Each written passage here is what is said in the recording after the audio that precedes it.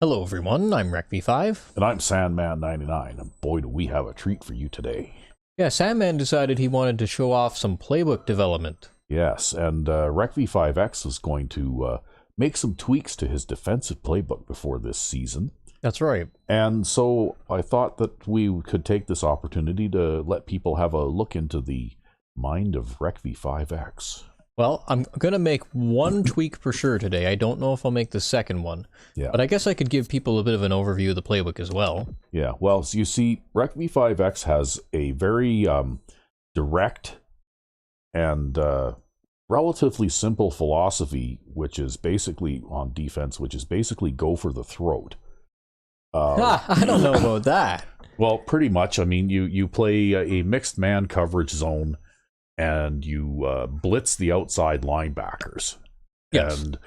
And I was looking at the statistics for Cedric Perry, the left outside linebacker on the Crusaders, who is really, statistically, he's a very ordinary player. Yep. But he had 2 seasons where he had 39 sacks. Yep. In a single season. And he has amassed, in 4 seasons of play, he has amassed something like 200 sacks almost. Yep. Like he's averaging something like 30 sacks a season, right? It's crazy. Right on. Well, I guess not 200, probably about in the neighborhood of 130 or 140, but still, it's an insane amount for one player, right?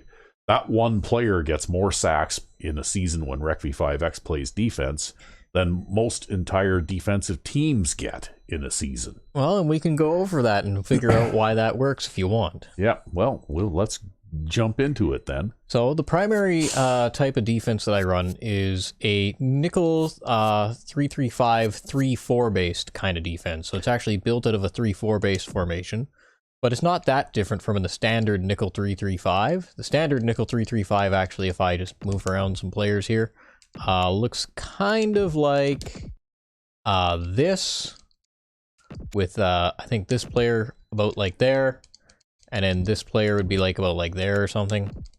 Yeah. Right, like it's not, what I do is not too different. It's a little bit more of an aggressive posture here for blitzing, and also I have all of the players put in separate levels so that they can migrate and man coverage and not run into each other. And then I also have the corners pushed a little bit further back, and the nickelback pushed a little bit further back. Yeah, and you'll notice that there's actually a 4-box wide gap right in the middle of the defensive line area. That's right, yep. And that is a very aggressive posture to the pass, and you rely a great deal on your own individual play at defensive tackle to close up that gaping hole there if they try to run up the middle. That's right. My job as a defensive tackle is to occupy all 3 of these spaces by myself. So that's what I'm trying to do as I control defensive tackle, is I'm trying to fill in this gap, for especially against the run. Yeah. Right? And then if somebody gets up that gap, the reason why we have our safeties so deep is so that they can come in and try to fill that gap, right? Kind of like this. Yeah. So that's kind of the idea behind that. And then we actually do change it up a little bit too, because as you notice, this is the right-hand facing formation.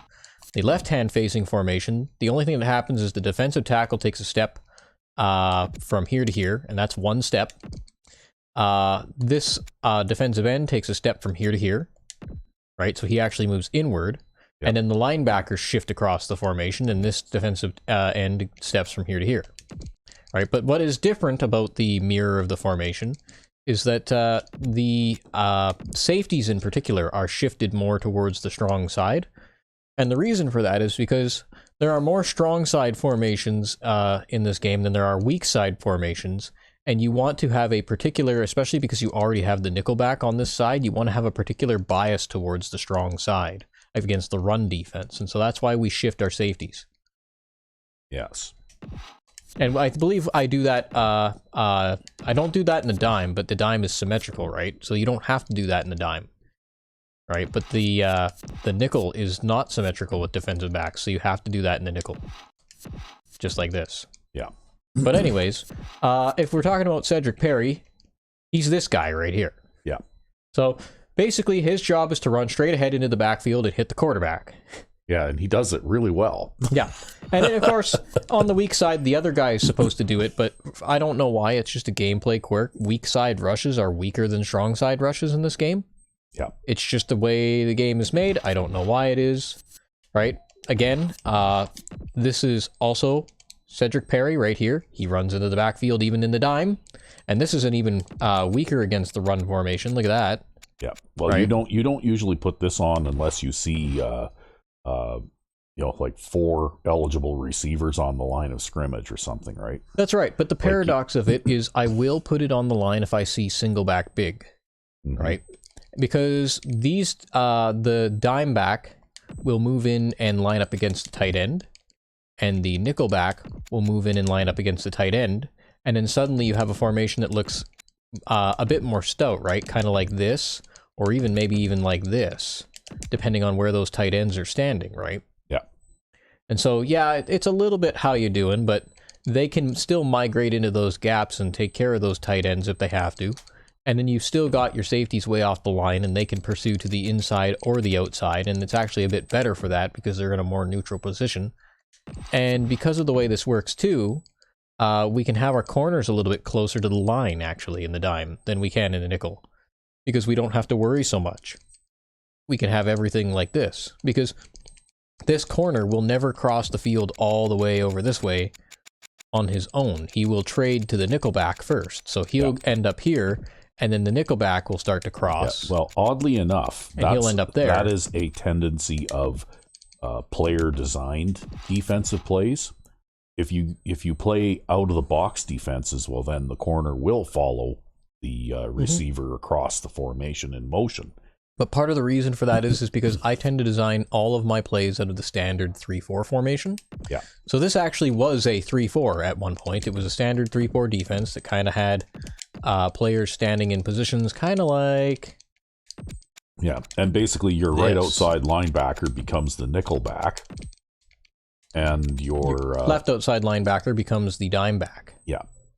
Yes, and then you just turn the left inside linebacker into the left outside linebacker, and I'm not sure who the other linebacker in this formation is. Whether you have so the left inside linebacker, who is middle linebacker 2, becomes middle linebacker 1, and in this formation the middle linebacker 1 becomes the left outside linebacker.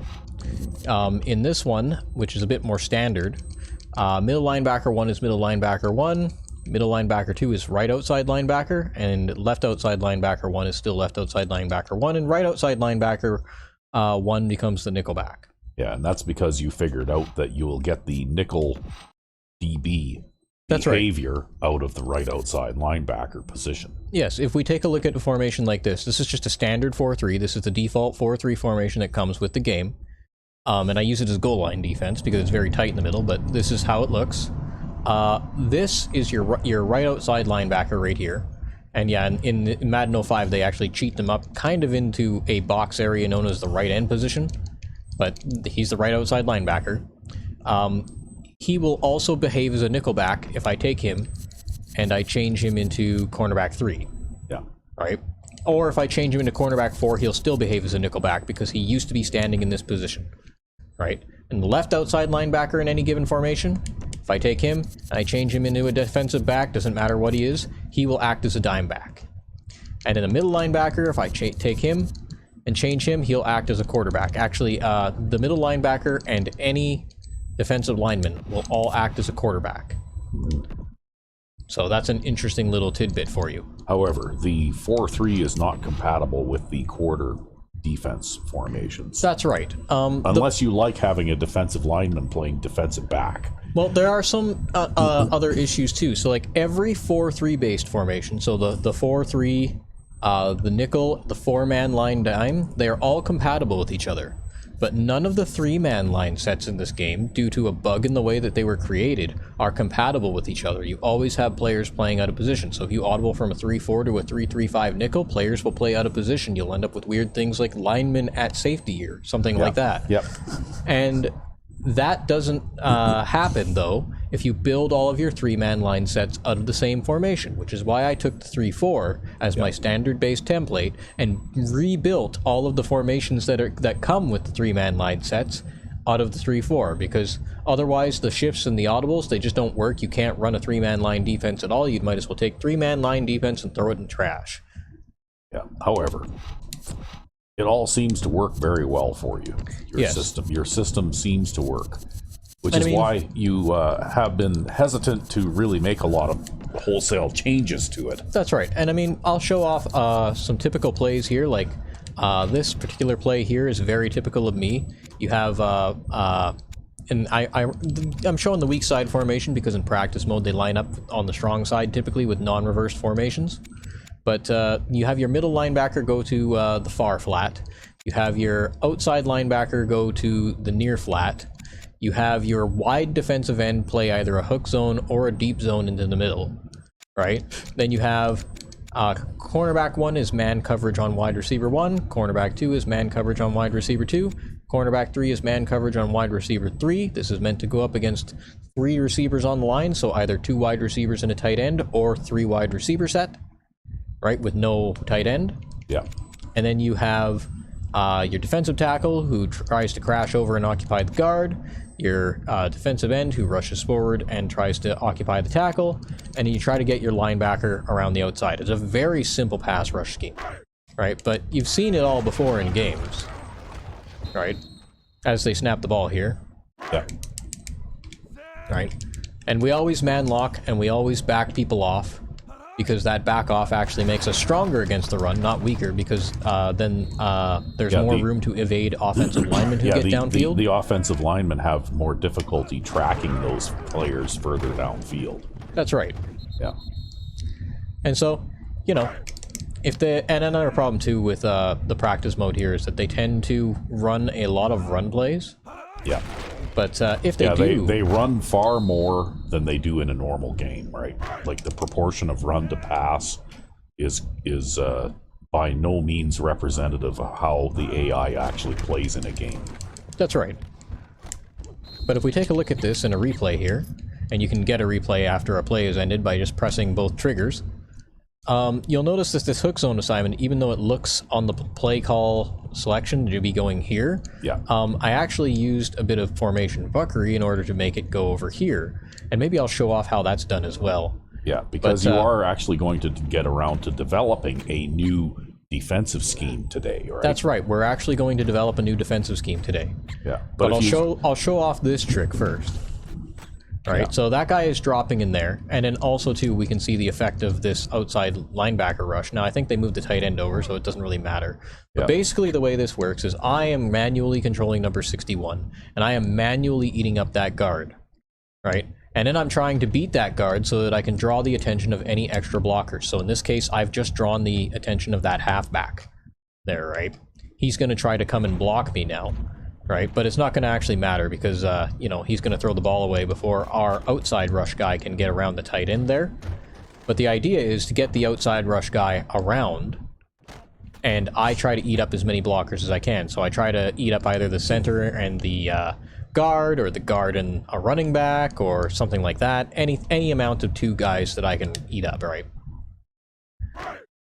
So yeah, it's a fairly simple system. You can do it like this. You can do it with a deep zone variant. I do think I have a deep zone variant in here, right?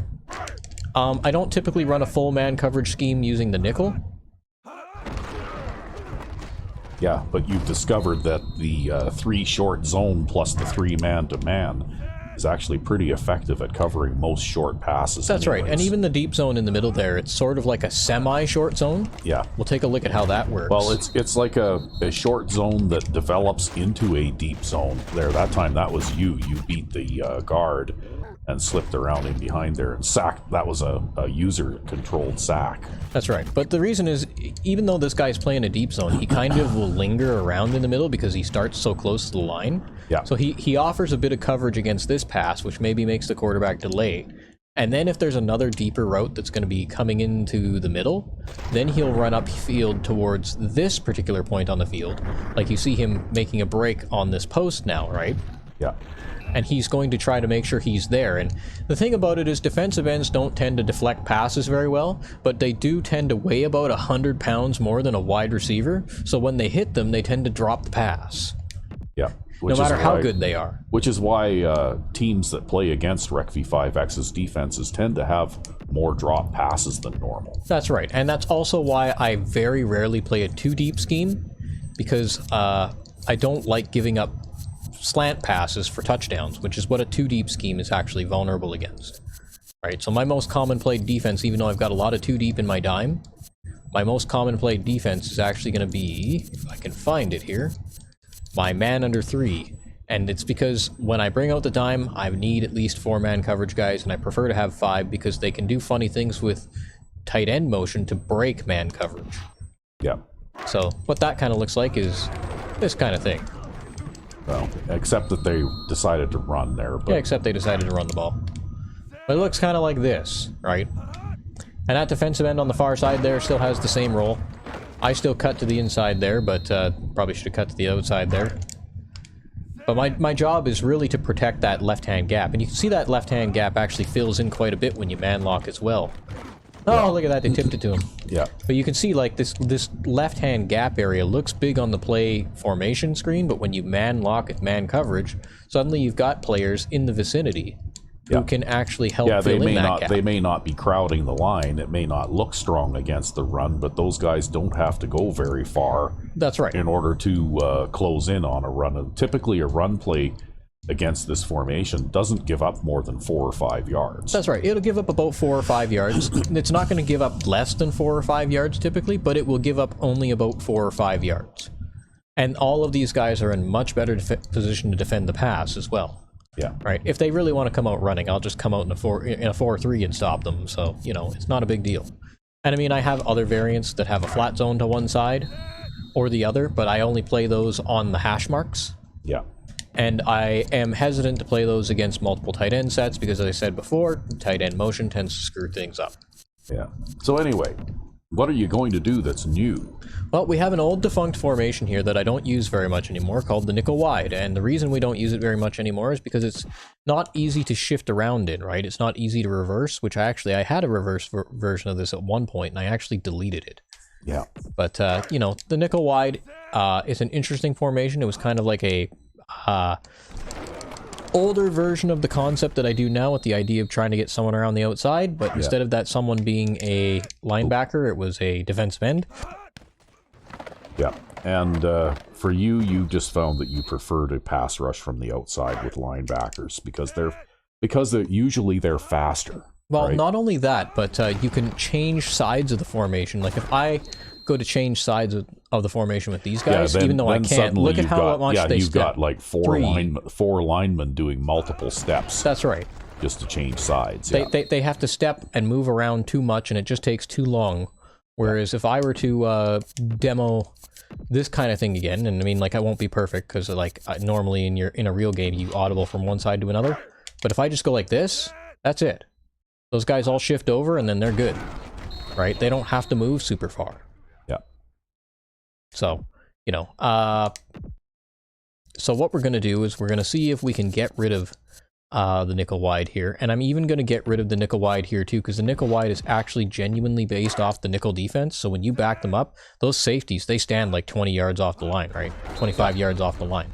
And you might think that's good because you'd be like almost impervious against the pass compared to say something like this, which is developed at a 3-4 where they stand only 20 yards off the line. But actually it makes you significantly more weak against short passes and short posts. And that's the thing that the AI is going to throw against you most often, even if you come out in a zone defense like this, because they can get away with it with those safeties backed off, right? So we're actually going to probably have to shuffle some things around here. We might even have to shuffle our 4-3 around just so that we can do this, and then come in and recreate some of this, because formation shuffling, it's kind of unavoidable. When you do this kind of thing, it's kind of a pain, but I'll show you guys how that's all done. So, first things first, get rid of the nickel wide. And yeah, I do have a prevent formation as well. I use it less and less these days, but I still use it. It only has one play in it, and it's basically man under 3. So nickel wide. We don't need that anymore. We don't need that. We don't need that. We don't need that. We don't need that. We don't need that. We don't need that. That. That. It's going to free up a lot of space.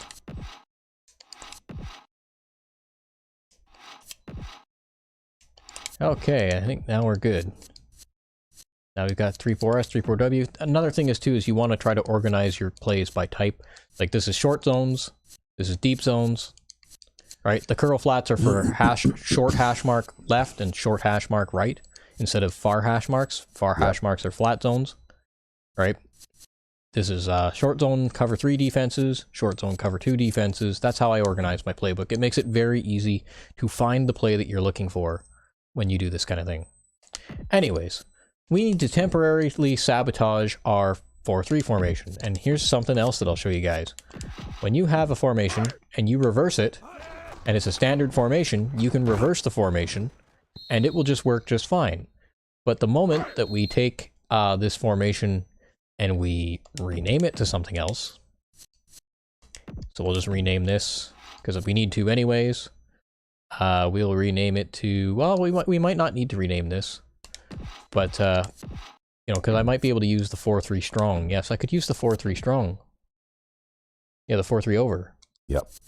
So maybe I'll do that. I'll use the 4-3 over to develop things. Because I don't use the motion anyways.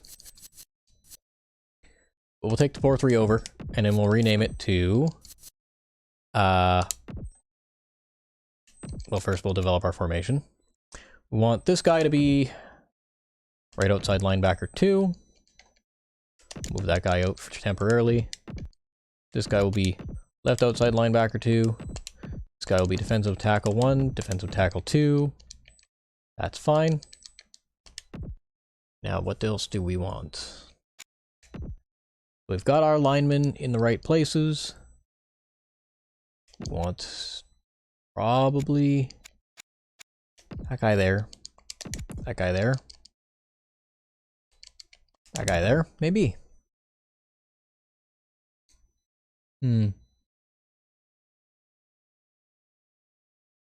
Right, because that's a linebacker now. That's a linebacker, so we have our 2 defensive tackles.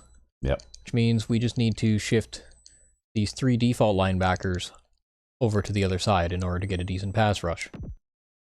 Alright, so now we'll just kind of move them into their positions. Probably something like this is going to be fine. You might even want that guy out there. We'll take a look at this momentarily. In terms of safeties, I think we're going to back the safeties up into a sort of similar nickel position. Maybe like this. Probably back the corners up 1 notch. Because it is a nickel. Well, we might leave them down at the 3. Yeah, you can always use the secondary drop back anyway, right? If you want to play a cushion. We'll go cancel because I want to turn this into a nickel defense too. Right? So we need this guy who is our right outside linebacker to be our nickel back. So he'll be our CB3. And then we've got this guy, who is our middle linebacker. And he technically should be our right outside linebacker in this formation. And we'll have our left outside linebacker there. And we'll take a look at how this looks, just temporarily. So this will be our nickel.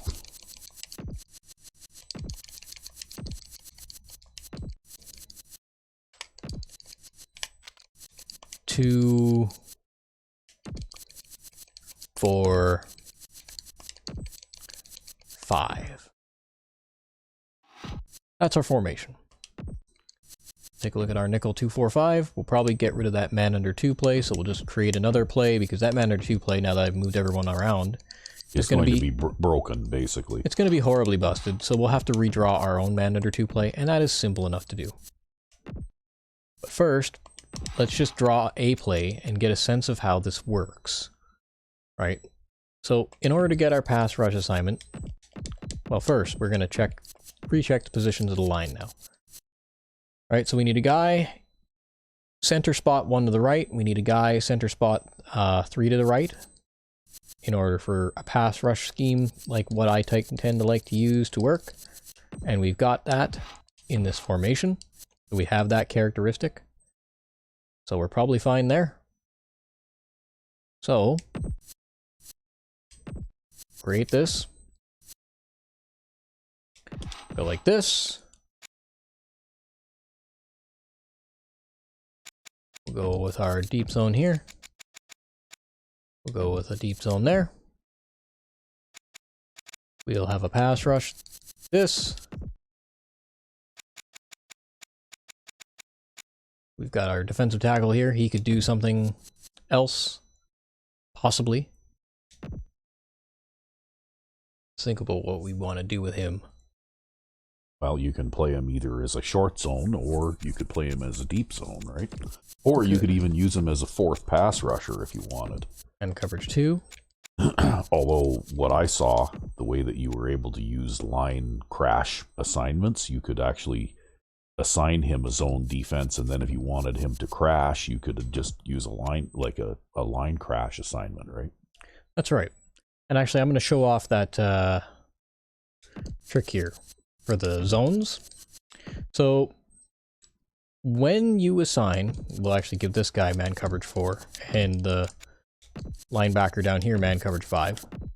When you assign a hook zone, the hook zone actually has a little bit of an angle to it, as you can see from that diagram. That is right. That angle actually comes from where the player is lined up on the field. So if we take that particular player, which is this guy, and we move him way the hell over here, right? And then we go back into this formation. If I can find it again. There it is. And we go to give him a hook zone. All of a sudden, his hook zone is almost sideways. Yep, that's right. And he will actually run that sideways in the game. Yeah, like if you go back in and readjust your formation and put him back where he was, he'll still want to run that sideways. Yeah, he'll still run it the same pattern as the way it was assigned. That's right, and you can see it right there in the play art. You can actually see it in the play art. So what we'll do is we actually want him to just shade over just enough so that he occupies the middle of the field, which means he needs to occupy the position of that defensive end, or sorry, that defensive tackle when we give him his hook zone. Right, and then we give him his hook zone. Yep. And then what we do is we move him back over to where he needs to be, and we move that guy back. And then we go like this, like this. He's going to shade slightly into the middle of the field when he plays his zone. Yep. And that'll look perfectly fine, right? He'll be smack dab in between the hash marks if this works. Yeah, when they're not running. When they're not running.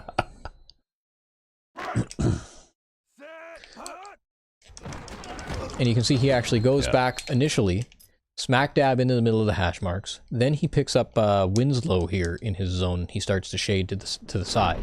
Yeah. All right. Which basically shuts that pass off. You can't throw that pass at Winslow now. Well, you might be able to, because he is defensive end. If you try, though, he will probably jump up and get his hands on it, right? That's right. It's a pretty high-risk thing. But also, part of the reason why we're experimenting with this is because you can do this. Yeah. And get a bit of more outside run contain. Well, that way, what you can do is you have a lot of options then, because especially when you man lock, if they line the tight end up on the left side, if you don't want to shift or do something to move your defense to that side, you can just spread the line like that, and you've got a little bit of better containment, right? That's right, and you can see just how it changes the way that everybody's standing, right? Suddenly we actually have really good containment on this side, whereas in the default alignment, when we man lock, we kind of get a weakness on the right-hand side. Yeah. That might be fine for some situations, but it might not be so good for others, right? Especially if we lose outside containment with a tight end on that side, that might not be so good, although that time it worked out just fine. right? You'd have to get a feel for this and figure out when. So like if they have 2 running back set, probably you're going to have a gap on that side by the looks of it. So see that? We have a gap on that side. That's when we spread the line. Yeah. To compensate for that. And it doesn't really affect our pass rush at all because the linebackers more or less stand in the same positions they were already standing in. Right? And you might notice too that some of the 2 linebackers who are on the line move, and that's because they were originally linemen. So line shifts apply to them. The same as they would apply to anyone else. Right? And actually this is a little bit more interesting too because you see that in the 4-3 over there when I do a line shift, it actually causes multiple linebackers to move around. When you do a line shift, it makes the linebackers move around a little bit too. That's right. And that's actually not surprising at all. But it's not necessarily behavior that we don't want. No, it doesn't. It doesn't. So long as it doesn't affect your outside linebacker out there coming on the pass rush and the nickelback. And the nickelback, then yeah, you should be fine, right? It does look like it affects the nickelback if he isn't already locked, and he does drop down a little bit. It doesn't look like he moves very much, though. Yeah, normally you would develop a formation like this out of the plain 4-3, and it would not have that additional behavior to it at all whatsoever. But given how that looks, because of the way that they shift over to try to fill in the gaps here, and the way that that guy stays on the outside on the pass rush, even when I do a line shift, this might actually be desirable. This might be more desirable, because then we can do line shifts, right, without losing our pass rush. Yeah. Right, because we still get to keep our outside pass rush. So in order to get a feel for that, you just have to experiment with the formation and get a hang of its quirks, right?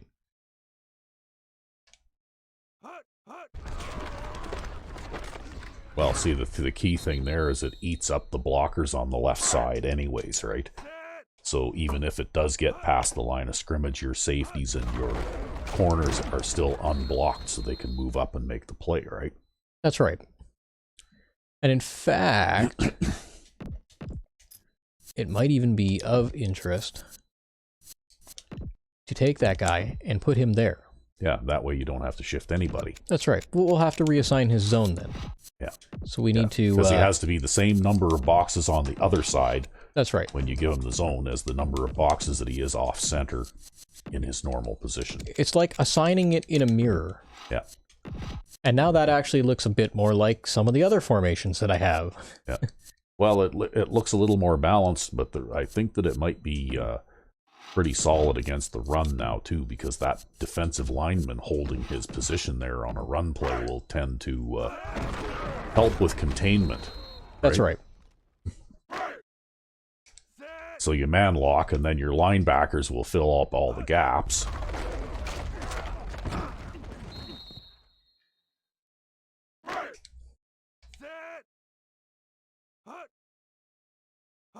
And look at that, when the corner moves in there right away, now suddenly you've got 8 guys in the box, right? Which is interesting.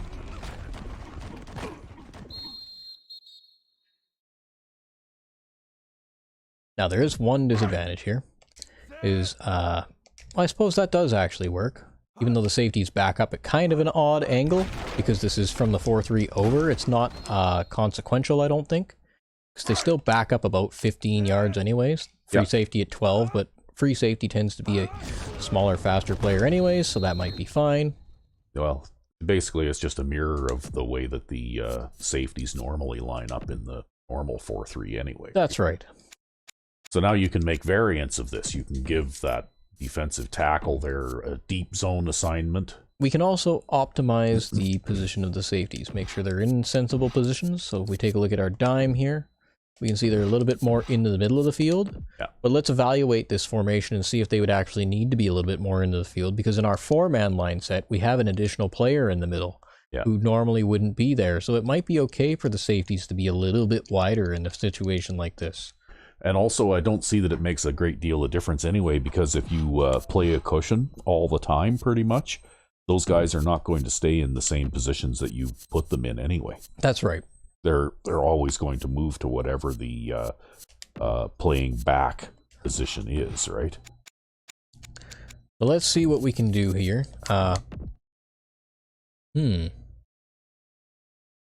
Let me think here. Because we might not want to design this formation like this either. Because this has now just become a weak side, strong side formation. Mm-hmm. And that actually might not be what we want. We might not want it to be a weak side, strong side formation. If we want to have this be one formation that we can use from both sides, we can actually do that in a different way. Kind of like this. Now we have a weak side, strong side formation, and we still have our nickel back there, and we could pass rush from either side when we come out in this without having to worry about any mumbo jumbo. And if you audible from one play to the other, nobody moves at all. That's right. So we'll take a look at this again. We'll probably have to redesign this play a little bit more. Now we can probably change up that defensive tackles assignment again.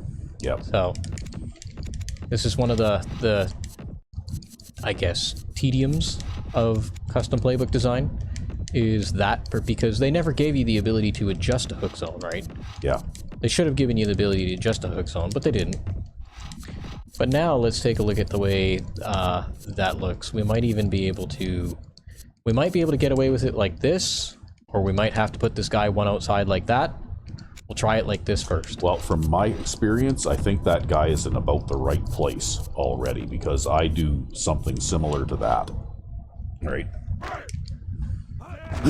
Because basically all you want him to do is charge forward and engage the offensive tackle, right?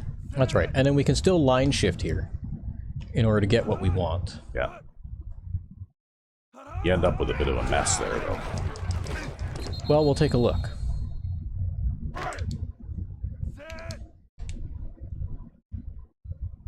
Oh, that's interesting. The outside guy and the inside guy actually trade places there. That might not be bad. We'll have to see how that looks in the pass rush. Well, basically now, I'm not sure whether you can get a guy around the tight end without collision there. Well, there is a possible solution to that as well. So we take a look at this one more time. Alright. Even though these are our true linebackers, we could take our true linebackers and put them on the line. Right? And we can take our false linebackers and put them off the line. Yep. Now this will still change things a little bit here when we do the line shift, and we're going to have to redraw this play. Oh no, we might not have to, because their assignments are still the same. Yeah. Right? We do end up with a little bit of funkiness there where that guy has to... Wow, they didn't block me. Why didn't they block me? We end up with a little bit of funkiness there where that guy wants to run into that guy, but he's covering the tight end, so I don't know if it's really a big deal. We'll have to see what we can do with the line spread now. Alright, so we line spread, but we get to keep our pass rush. And our blitzing linebacker actually takes a step forward there with a line spread, like that. Yeah. Yeah, and actually it allows for your man coverage guys to adjust without running into each other, too. That's right.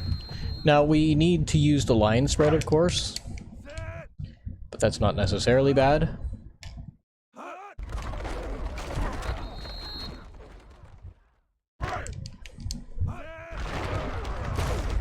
Oh, what happened there? I think that was block skipping, right? You see number 50 heading for the safety there? Yep. Yeah.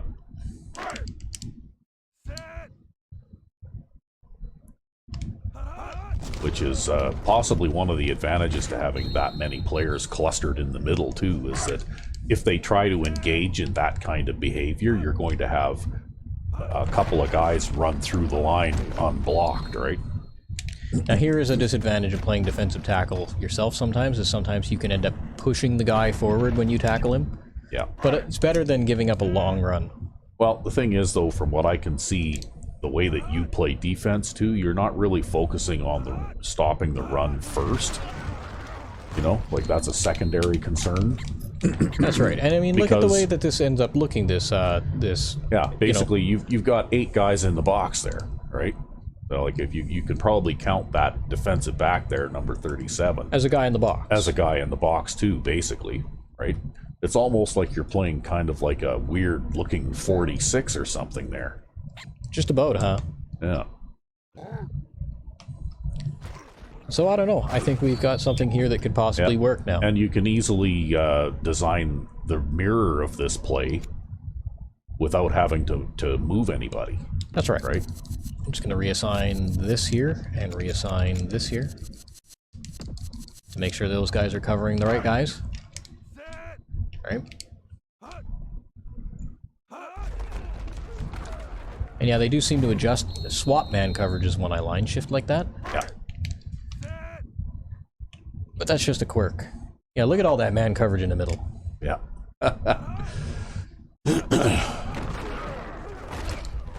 And again, here you can see how I fill in that gap. Yeah, and look at the block skipping, right? Like number 87 basically skips that linebacker, and number 77 skips a man, right? Yeah, because they're going for the safety. Like this, this play is going to fail for a loss. So now that we have our basic template here, we can start to make variants of it, right? So and you can also design mirrors of these too, right? That's right. So like, for example, because that play is drawn the way it is, or that formation is drawn the way it is, if we take this guy, go like that, swap them into position temporarily, give that guy a hook zone. Take this, move that guy back, move that guy back, and then we go like this, nickel 2, 4, 5. We go like this, and literally mirror that play. And we set up the man coverage assignments exactly the same as we did before. Man 1, man 2, man 3. But this time, our man 4 guy is going to be this linebacker. And this time, our man 5 guy is going to be this linebacker. Right? And we go deep zone, and in deep zone. Now we've got a reverse of that play, so let's see how that looks. And you could use that as an audible, right? That's right. You can use that as an audible. You can use the two mirror plays that you just created. Although it looks like it messes things up pretty bad. It does look like it messes things back. When you shift the line, I wouldn't shift the line in this case. But. Well, let's see what happens and why. Because that guy is a linebacker, and the reason he's doing that is because this is made out of the 4-3 over. Yeah. So we will actually have to make this change where we adjust the 4-3 normal instead. So we're going to make a backup of our 4-3 normal because I'll have to redraw this, and I'll probably just do this off camera. But we'll call it A. And in the moment we rename that to A, now this is a broken formation. Because I cannot reverse this formation now without everybody moving across. Just because it's no longer called the 4-3 normal, it breaks. Yeah. But that's okay. Another flaw in the game design, really. Because now we can go over here, and we can grab the 4-3 normal. And it doesn't matter what play we grab, because we're about to break it anyways. Then, out of the 4-3 normal, we can create a formation. And we can replicate what we just had. So that guy goes there, that guy goes there, that guy goes there, that guy goes there. That guy needs to be... No, he needs to be there. He needs to be... right outside linebacker... No, left outside linebacker 2. Yep. He needs to be right outside linebacker 2. And then we need to have our safeties outside... outside, one off, one off. Our right outside linebacker becomes our nickelback. Our middle linebacker becomes this guy. Yeah, because I think this is how you had built this formation when you were showing me this earlier. Quite possibly. Yeah, I believe so. You had just built it out of 4-3 normal or something. Let's just take a look at this one more time. Right outside linebacker 2. Left outside linebacker 2. Right? But that's actually incorrect because this guy needs to be our nickelback. Right, so this guy is actually our right outside linebacker 2.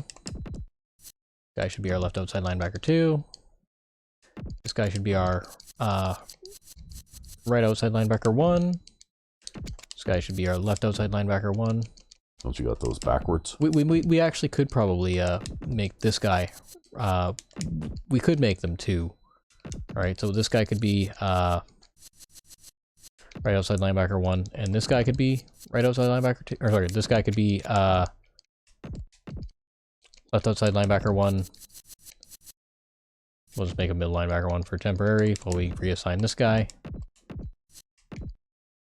Reassign all these guys to some nonsense position just so that we can get our linebackers back. So, this guy should be our left outside linebacker 1. That's Cedric Perry. Then we've got our left outside linebacker 2. The reason I use my left outside linebackers like that is because I tend to put a faster player in left outside linebacker and a slower player in inside linebacker. Yeah. Our right outside linebacker 1 will pass rush there. And our right outside linebacker 2 will play coverage there. Then we've got defensive tackle 1, defensive tackle 2. Migrate the safeties. Move the corners back 1. So that, because I like that. That's a 3-4 position corner instead of a 4-3 position corner in this game. Yeah. We have our cornerback 3. And we'll call this B for now. We'll just use that to test and see if we can get the shift that we want. So we'll just draw a rough play. We'll not make any adjustments to it right now. Set up our man coverage 1, man coverage 2, man coverage 3, deep zone, deep zone, man coverage 4, man coverage 5, and we'll see how that works. Happens when we spread the line on that. They always tend to snap the ball super early. Yep. Right, so we spread the line on that. Yeah, that's now that works. Yep, that works now. But there you go. That's a disadvantage with building out of specialized formations like the 4-3 over. Yeah, they tend to have a lot more movement in the shifts and stuff, right? Because they tend to have a lot of built-in shifts, which means now we can take this play and we can reverse it to this side again, and I'll make that zone adjustment in a bit. Man coverage 1, man coverage 2, man coverage 3, man coverage 4,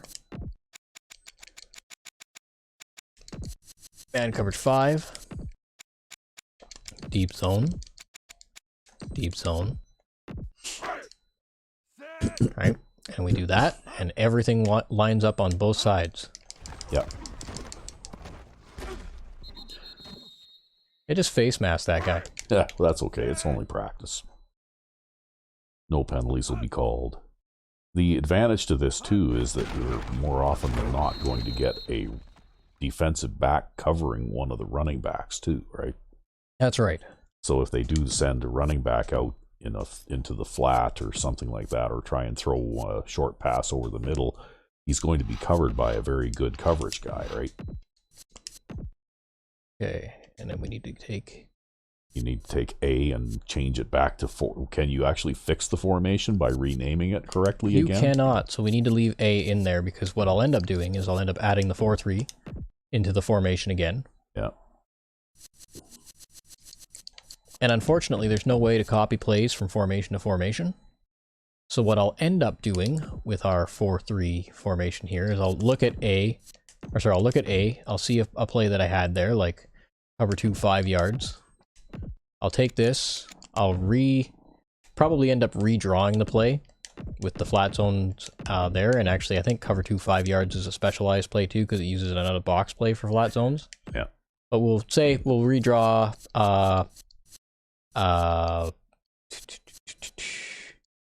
we'll redraw this man lock play, which is simple enough to do. So what we'll do is we'll redraw that, and you just have to copy it manually. And so basically that ends up being the free safety as a spy. You've got man coverage 1, man coverage 2. Right, we take more of a look at that play from A. What was at the very bottom? We have middle blitz, left blitz, middle blitz, right blitz, right blitz. So that's middle blitz, left blitz, middle blitz, right blitz, and this is just a scheme that I developed for that kind of thing. Yeah, you're basically just trying to get penetration into the backfield for short yardage, right? And we go man coverage 3, because he's going to act like a dime back. Well, actually, we could go man coverage 3, because that's a safety, then man coverage 4. And then you always assign your man coverage outside in. Man coverage 5. And that replicates that play. And so in order to get my 4-3 formation back, I'm going to have to redraw every single play in there, which is fine. It's not great, but it's fine. It'll be a little bit of a chore. I'll do that off camera. So now we can go back into our B formation, which is the formation that we're now working on, and we can rename it to our nickel... Oops. We can rename it to our nickel...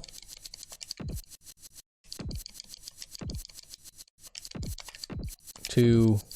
Oop. Getting ahead of myself here. 2, 4, 5. Okay. So if you get the two, if you've got the two mirrored plays designed, then maybe we could go into practice mode, and you could assign those as audibles, so you can demonstrate in an actual real setting, right? Most certainly. So we'll pause here while I save this playbook, and I'll get rid of that Manager 2 play first before we.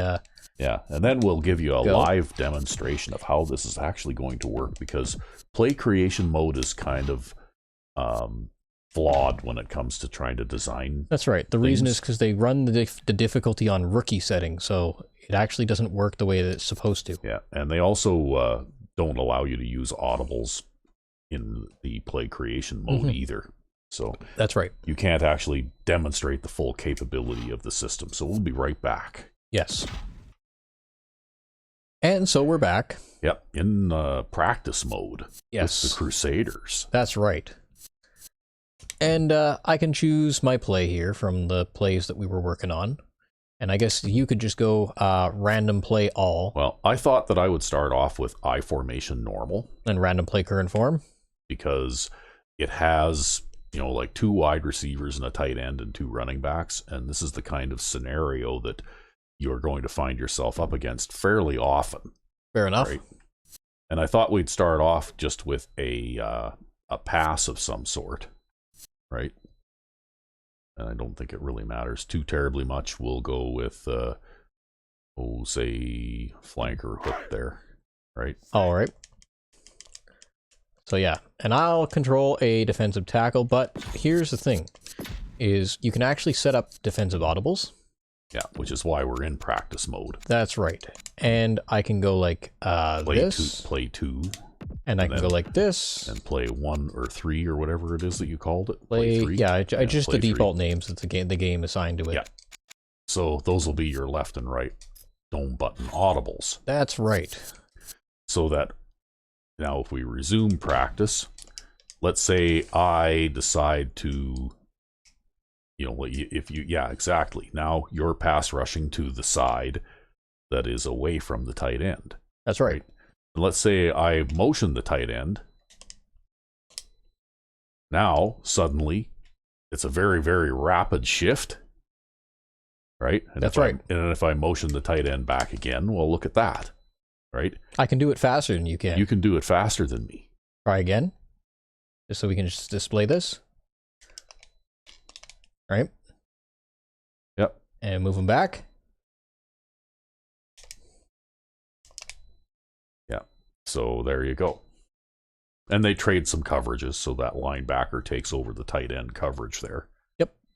So anyway, if we, I'm not going to operate the game. I'm just going to press the button to snap the ball, so we can kind of see how this works, right?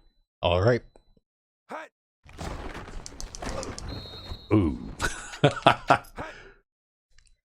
Yeah, and you can see how that guy just comes around. I think that's Travis Wade.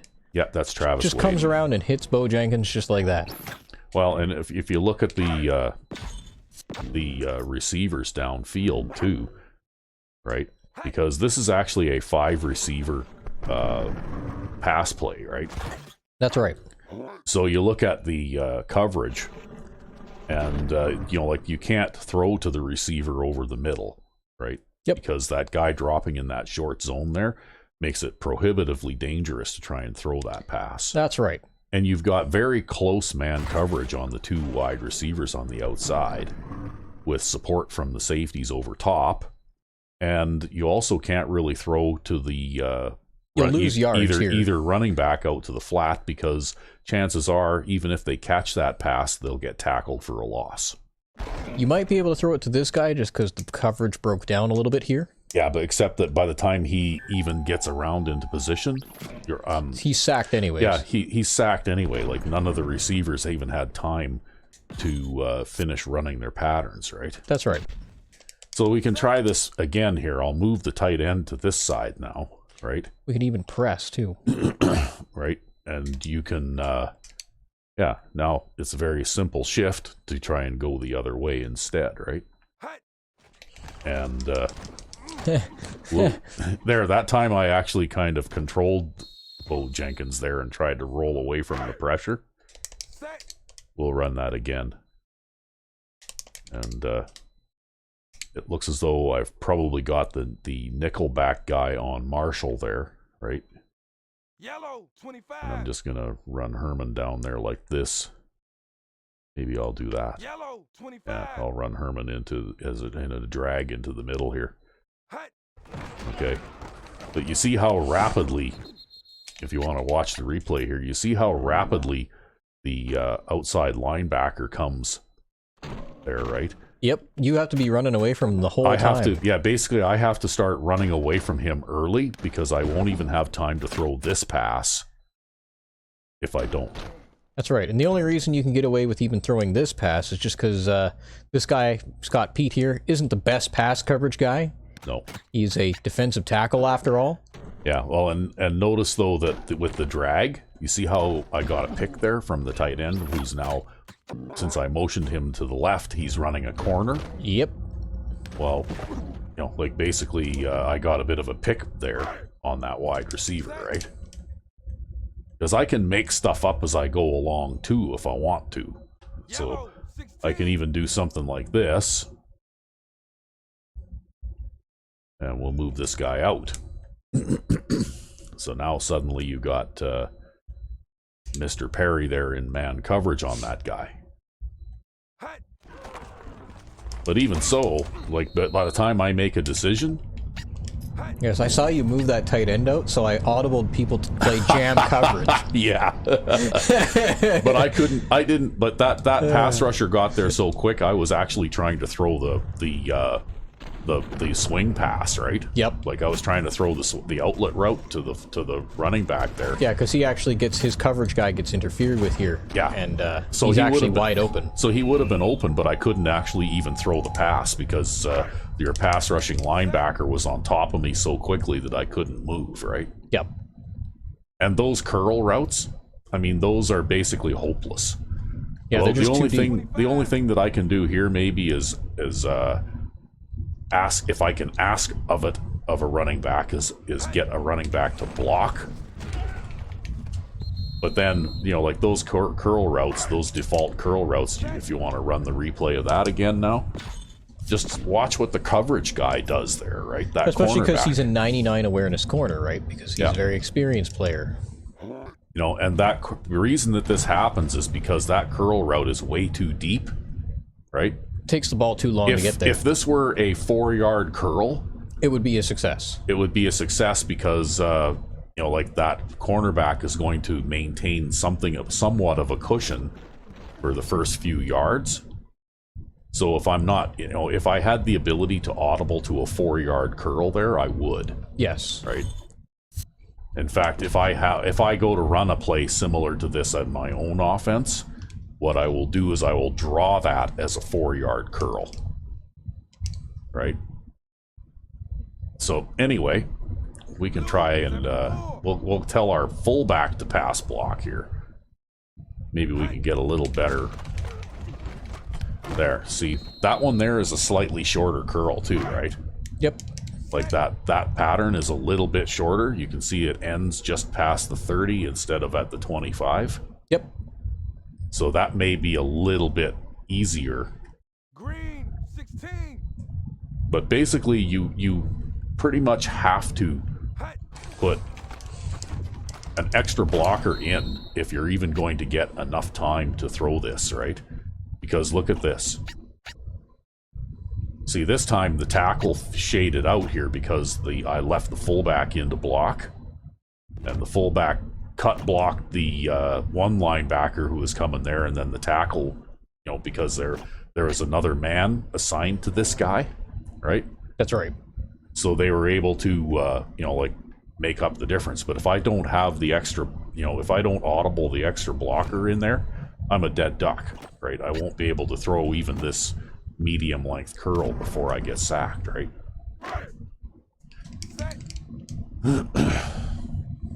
See, if I don't leave someone in to block here, I can barely even get that pass off before the pressure gets there. I was a little bit slow on my part on that one too. Yeah. Hut.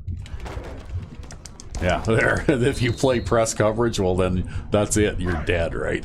Yep. Yeah, this might even be a good press coverage defense. Yeah.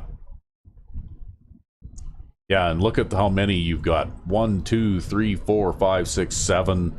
7 defenders clustered in close here, right? Yep. Hut. And look at that. I mean, I can't even complete that swing pass to the fullback out there because that's a guy in man coverage. Yep, right? that's Dwayne Matthews, left outside linebacker too. Yeah, the but he 280-pound defensive or linebacker. Yeah, but he's obviously got enough speed to cover that, right? That's right. Even though it's Golston running out there. Yeah. And Golston is actually rather quick.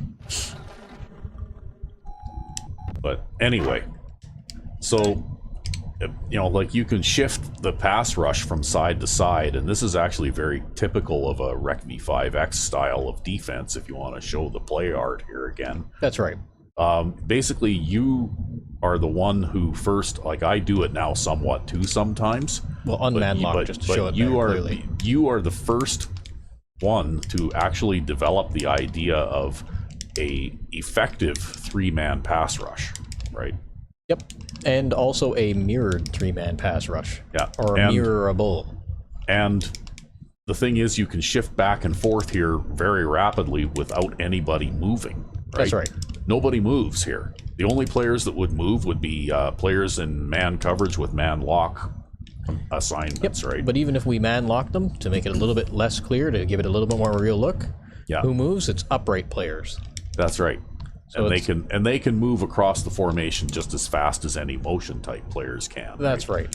And the thing is that if you look at this pass rushes here, and you look at the side that the tight end is on, if you're pass rushing, even if you're pass rushing from that side, the outside linebacker there is still lined up outside of the tight end. Yep.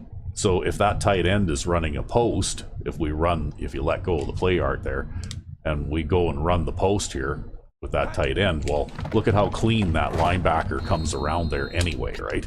Yep. You know, like he's outside of where the tight end lines up. So, you know, if he was one gap in further and lined up over top of the tight end, then what would happen is he would bump into the tight end and get delayed and maybe even, you know, like bounce to the inside and get tied up in the offensive line or By Maynard something here. like that, right? Yep. Yeah, but the thing is, though, Maynard can't pick him up because you've got another player coming through the middle, right? That's right. And I eat up a double team block in the center here this time with Joe Winters and Schaefer. Yeah. So, you know, like it's a bit of an art to learn how to do this 3-man pass rush so that it works really well. And that's why in my defensive schemes, more often than not, I send 4, Set. right? Yep. because I'm just not as good at doing that kind of thing as you are. You know, like the individual play with the defensive lineman. But even when you man lock this, I mean, this looks like a pretty good, solid front defense, right? Mm-hmm. So yeah, I think 74. you've actually come up with something here. Yellow 74. Because, you know, like pretty much I have to have, and that was actually covered pretty well too, but I have to have an extra blocker. I have to leave an extra blocker in Yellow 74. against a 3-man rush. If I don't, then I'm going to get sacked or pressured and into making a bad throw. And the thing is, now I'm only sending 4 guys out into the pattern, and you're still dropping 8. That's right. So, you know, like that's why this The coverage is overwhelming. Yeah, the coverage is overwhelming. Basically, you outnumber the receiver on the field almost anywhere that I might decide to go and throw the ball, right? And not only that, but I'm trying to do it under duress, right? Red 58. Yeah, and then you can just shift to the other side. Green. And now I've only got 3 guys going out into the pattern, right? See if I can shorten that curl up a little bit, maybe. Hut.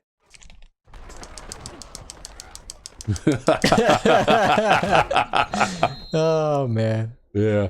Anyway, what do you think? Is that good enough for a demonstration? Yeah, I think it's a pretty good demonstration. A look into the mind of Recv5x, and it really doesn't matter if you have even a 2 tight end formation here, because if I move, don't shift, but I'll move this tight end over,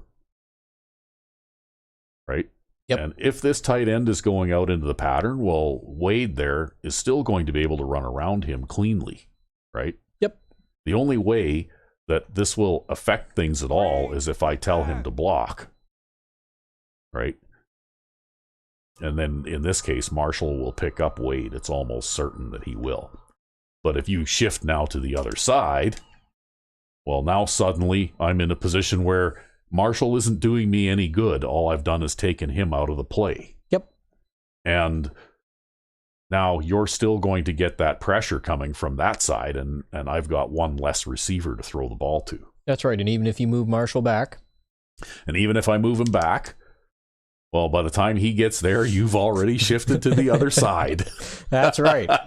So there you go, folks. This is a look into the mind of Recv5x, and you know, like on the surface, what he does actually looks pretty simple, but it's much more complex than it appears. Indeed. And it's a hell of a lot of fun watching him play defense. How did you like the taste of the defense? This is the first time you've ever seen that. Oh, you know what? I wouldn't want to. I actually would not want to have to play against you. That being said, though, in my offensive playbook, if I could play, like, I wouldn't want to play, under these circumstances against you, because, like I said, these pass patterns are all wrong. Yeah, they're all dreadful. They're Yeah. not optimized at all. Yeah. So it's pretty tough to go with a standard, because even these swing routes, they're not the way I would draw them, right? Yeah, they're not up towards the line enough. So you lose yardage on these more likely than not. Yeah. And these curl routes are both too long. If you audible them down to the audible curl down, I believe that'll even actually shorten them. it does. It shortens that one on the right a little bit. And it shortens And one it on shortens the the one on the left a lot. left, which is ridiculous. Yeah, you can't throw a 12-yard curl in this game. Not even against the vanilla defenses. You can't stay up. You can't keep your quarterback alive long enough to be able to throw a pass like that. And then when you do throw that kind of a pass, it's in the air so long that it's very easy for the cornerback to just step in front and bat it down or even pick it off, right? Yes. I suspect that if this game wasn't bugged such that you couldn't have two players using full custom playbooks on each side, I think you can have them using one custom playbook or the other, maybe. But Yeah. if the game wasn't bugged so that you couldn't have two custom playbooks on both sides without it crashing, that probably especially given the way that I've designed my pass rushes, you'd want to run like a split back style offense all the time. Yeah, pretty much. Well, that's what things like the wishbone and the full house formations do, though. More often than not, you have two running backs split that both have blocking assignments, right? That's right, yep. And you're sending 3 men out into the formation. Like 3 men out into the pattern, right? Yep. But anyway, I guess we probably beaten this to death, but, just thought this might be a kind of a fun idea to try out. Mm-hmm. Just to show people a little bit about what you're thinking when you design plays. Well, and we could even show them one more, just like a little taste of what I usually do by default in terms of like the standard formations that I already have going. Like we have our mixed man zone type thing that I do, which is kind of like the standard deal. I usually play that backed off, so maybe we could take a quick look at that before we go. Okay, that's your nickel thing? Yep, the nickel, the good old nickel. Okay. No, it looks like I don't have a offset eye 3 wide. I don't have a 3 wide receiver set here for these either. Okay, strong eye big, strong eye normal. Okay. Split backs. There we go. Split backs, 3 wide receivers. Let's do that. And we'll try the good old slot drag. And I've got Golston there by default pass blocking. And so here we go. And again. Set.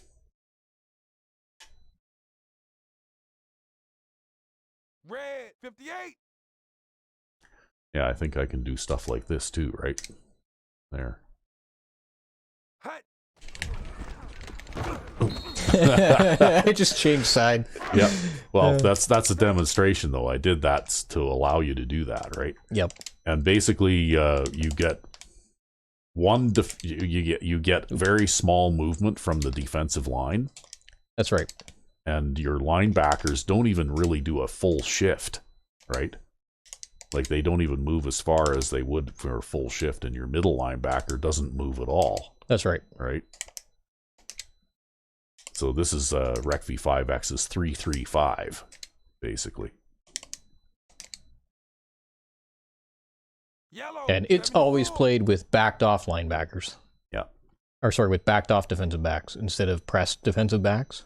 So anyway, that way, wow, couldn't even get him through the middle there. Set. I think probably what we need to do Green is 74. if we're going to try and throw that kind of pass, we have to move him out there so he's not caught in the middle of the formation. See that? And that is the 3 short zone principle, right? Yep. So let's look at this for a second. Okay. You have the right end dropping into a short zone in the middle. And he's shaded so that he'll always And end he's up in shaded, between the middle of the hash marks. And you showed how that happens. Yep. And I'm trying to throw to the slot receiver who's running the drag route. That's right. He comes from all the way over here. And you can see the nickel back there who's backed off quite a ways. Right? Has a big, huge cushion on him. He has a big cushion. So I could complete this pass if it wasn't for number 53 being in there. That's right. It would be in front of the guy, and I'd only get 4 or 5 yards before he tackled me. But you still, would get it, and if you had to throw 3 of those on every series, yeah, then you could make first downs this way. yeah, but you'd have to have the patience to do that. And then if we look at the flats, basically, Yes. I've got a halfback running out to the flat on the left, Okay, we'll take a look at that. and look at how he's covered because you've got that guy, that linebacker, running out to the flat as well. Yes, and right? even though that's a fast halfback, yeah, because this is a flat zone and not man coverage, he actually runs straight directly to the flat and completely gets a step outside of the halfback there, right? yeah. Because he's actually even ignoring coverage on the halfback for the first couple steps here because he's running to his zone. Yeah, and he's in a perfect position to defend that pass. And if Yeah. you look at the other side, there's nobody going out there right now, but you still have Edwards there running toward the flat on that side, except that he kind of breaks that off and cheats up the field. That's right. He actually cheats into this area because, here because there's nobody running into his zone. So now what he does is he sort of converts to a hook zone, a kind of a short zone to help out. And to tell you the truth of the position he's in, it might be kind of dangerous depending on the direction of the pass to even try and throw to the curl guy there, right? Yep. Yeah, the only guy you've got here that could maybe be safe is this guy here. Yeah. Right. Yeah, Golston. you might be able to connect with him in front of the safety. Yep. But because that safety is a linebacker, probably what's going to happen is even if you do manage to get Golston, get his hands on that pass in front of him, he's going to come up and put his helmet in the middle of Golston's chest and knock the ball out anyway. It's a possibility, at least, because that guy is that's Nipper too, so he's like a 240-pound safety. Yeah. But Quote, anyway, unquote, safety. Anyway, this is like we can test that theory actually.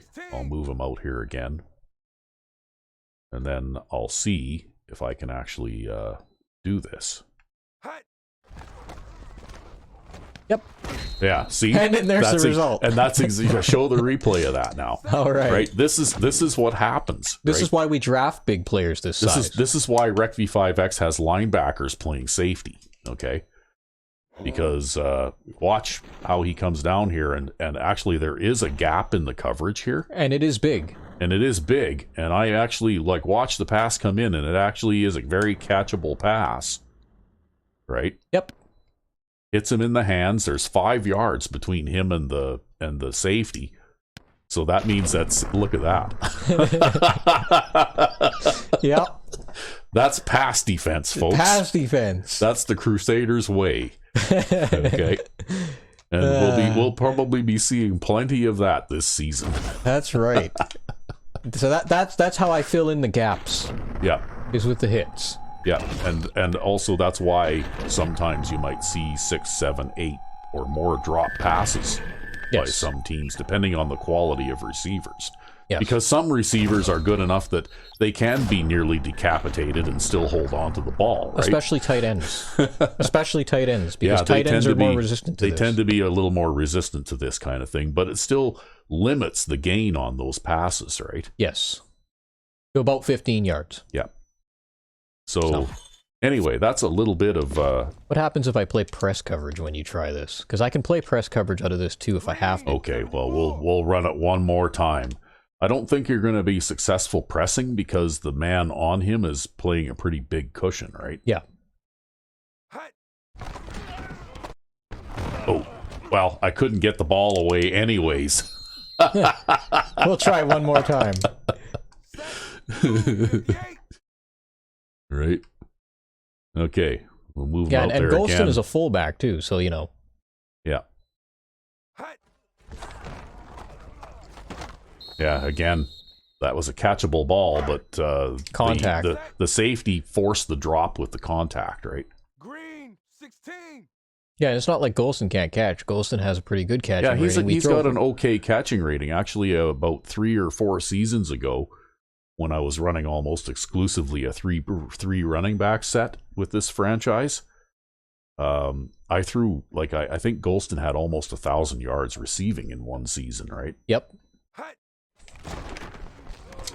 There, I led him to the inside that time, and he managed to evade beat the him. safety to the inside.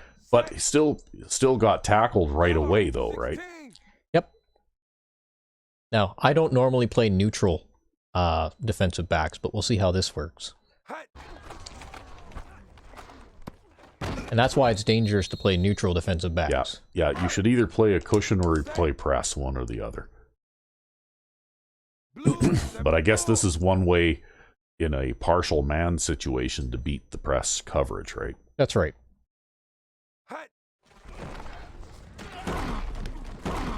Because he won't always drop it. No. Even with that big hit. Blue 58. Yeah, and it's also fast enough that I can get rid of it fairly quickly, too, before the linebacker comes around there and punches my clock. Now, of course, I do want to show off one more thing here, and that is, how does that work against this? Yeah. Well, the thing is that you also don't see the AI throwing passes to running backs like that. So you see this. Yeah. And then you see Green, 25. this. So now we have something a little different here.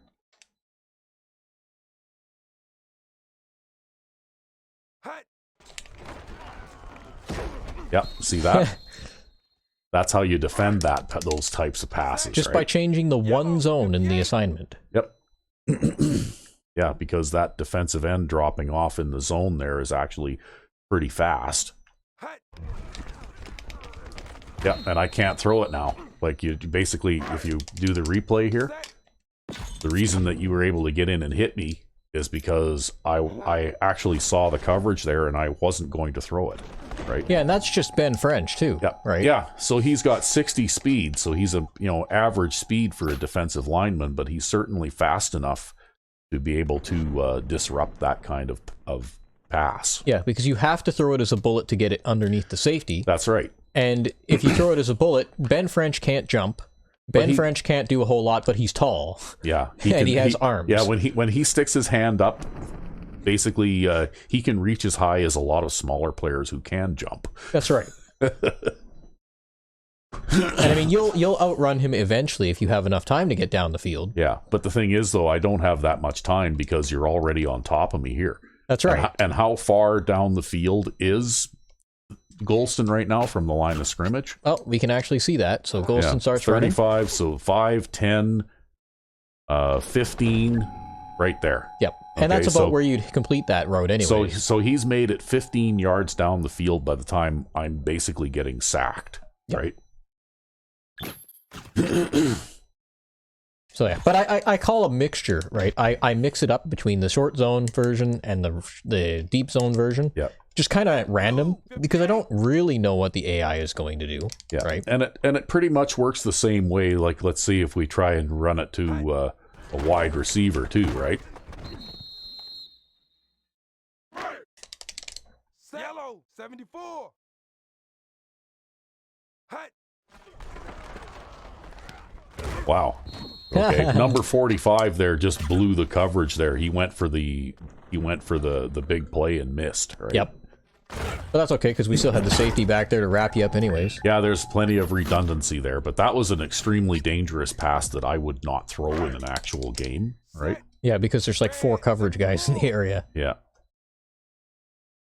But the AI does try, and they do get away with that sometimes. Yeah, and see Oh, that? look, that was Yeah. Ben French. Yeah, if you show the replay of this again, I tried throwing it a little earlier to try and get it to the receiver in front of the coverage guy. Yep. And you can't do that either because that guy dropping in that zone just... Yeah, look at how acrobatic French is. Yeah. Doing the Superman there. That's funny. So, anyway, was there anything else you wanted to show off here? No, I don't think there necessarily is. I guess we do just have one more idiosyncrasy. It's not really too interesting, but I guess I'll show it off just because it's a little different, right? Because I also have full man coverage schemes out of my dime, and it's basically the same as the nickel, so there's nothing really to show off there. Yeah. The only other thing I have is basically my prevent or my actual 4-3 defenses, which are like goal line defenses, right? So Yeah. if we take a look at one of those, just out of this broken formation, it'll still work for now, as long as I don't reverse it. Set. So basically now you've crowded 10 guys down to the line. Hut. And that's pretty tough going trying to run against that. Yes. This is actually the #1 choice for goal line defenses in my playbook. Yeah. I can certainly see that, although I managed to escape to the outside that time, but that's because I'm fast. Well, we do have some of the fastest running backs in the league, too. Yeah. Hut. Ugh. That time I couldn't because you got the penetration that time, right? You know, there's always some variability too, right? That's right. Hut. And if the blocking in the middle doesn't hold up long enough, you know, like I suppose that I could try like a dive play right up the middle here, but then that's you filling up that gap. That's right. There, That's my gap. You don't get to go in my gap. Yeah, you open up this big hole in the middle here, and then when I try to run into it, you're there. Yeah, because that gap belongs to me. Yeah. Yeah, there's a no trespassing sign up there. Oh, there you go. But if the, like, well, you know, I don't know. I don't think you'd see that in a game very much. Well, either. it depends, too, on if those man coverage guys can shoot through the line given this pass rush assignment or not. Yeah. It does happen sometimes. There's a lot of variability here. Like, you'll notice that everybody seemed to pick up a block that time. Yes. But they don't always do it, right? And when they don't always do it, well, then you get a result kind of like that. That's right. Well, goal line defenses aren't perfect, right? No, it's pretty hit or miss as to whether you're going to even get a stop. Because if I call that play and I'm on the 2-yard line, well, I'm probably going to get in, right? You know, like the odds are in the offense's favor when you're that close.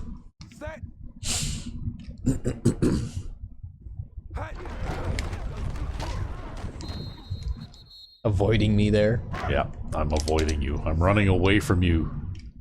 You're like Ray Lewis. I have to run away from you. I don't run at you. But even so, if we're out in the middle of the field, you know, like it's...